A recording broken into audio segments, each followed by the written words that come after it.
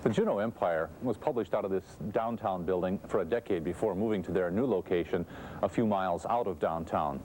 To look at that new building with the latest technology involved in it, you'd never know that that move came about because of an embarrassing but easy to make mistake. Hello, I'm Scott Foster and welcome to Rain Country. That mistake came about when the company decided to buy a new press for this old building and then found that the room they had so carefully measured for that press had a large beam running across the ceiling that they hadn't even noticed, much less carefully measured. Well, the press didn't fit. And that predicament gave General Manager Jeff Wilson the incentive he needed to ask the paper's owner for a new building.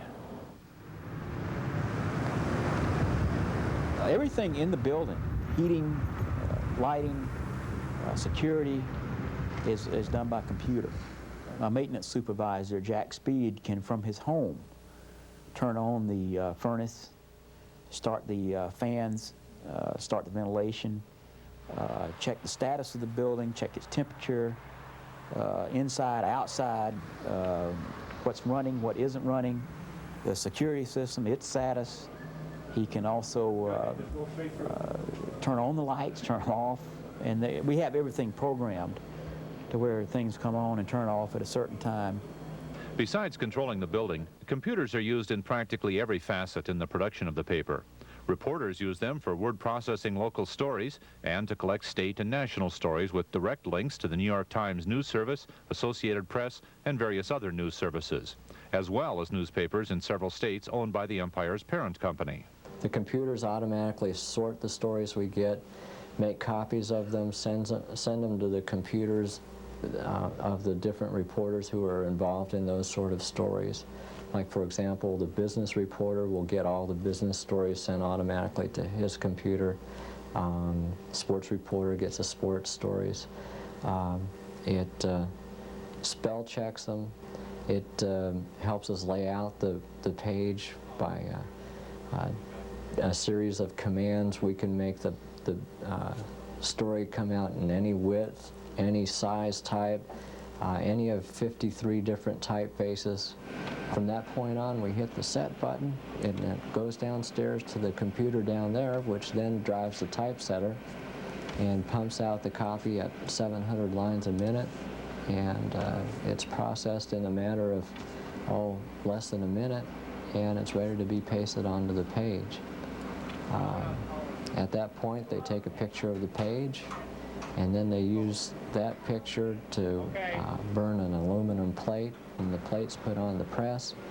And once you have all your plates on the press, you hit the go button, and you end up with 8,000 papers.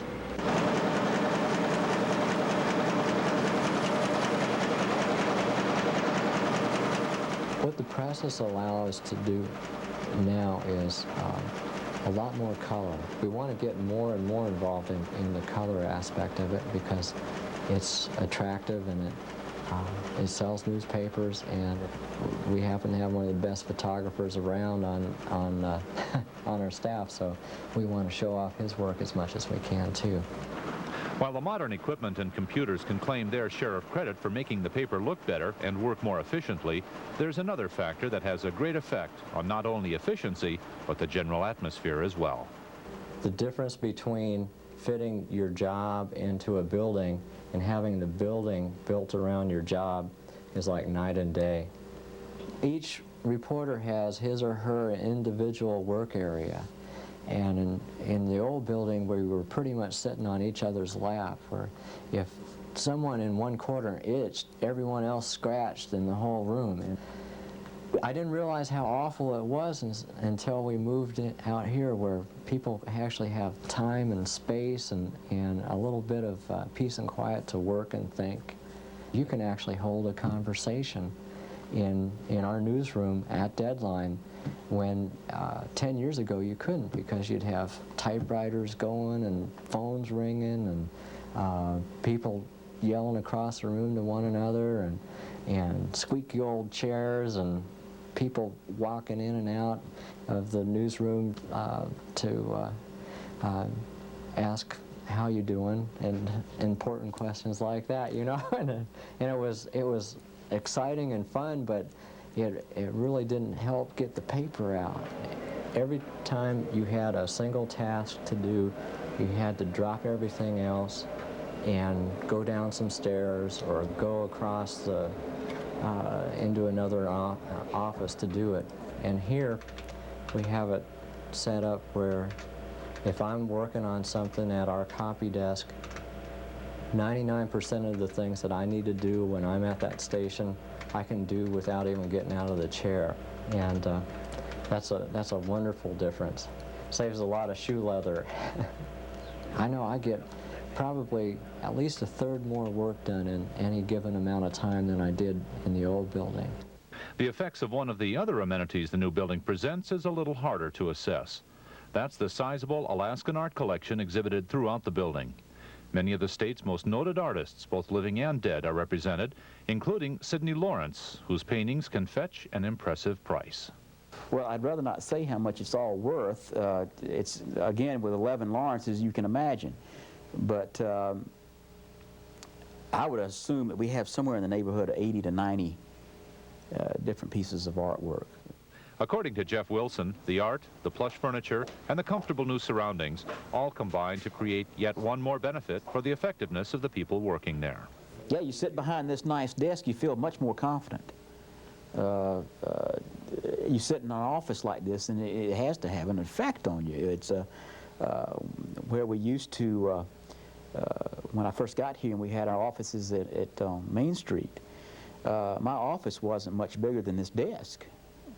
And when you're trying to talk to somebody, and when you're talking about some hard subject that has to do with some editorial you wrote with some senator, and you're in this cracker-box office, it's 107 degrees, it makes it awfully difficult to make a point. The Empire moved into the new building in 1987, the same year it celebrated its 75th year of publication. The paper has come a long way since those first days, and a long way since 1968, when William Morris III, one of the wealthiest men in the country, flew up from Georgia to add the Empire to his growing newspaper chain. It had 13 employees, a circulation of a little over 3,000, a broken press, a 1916 vintage building that was falling down, and the paper was losing money. When I went back to Georgia and told what I had done, my bankers hit the ceiling. My associates were dismayed. My family thought I was suffering from temporary insanity. You bought a paper in Juneau what?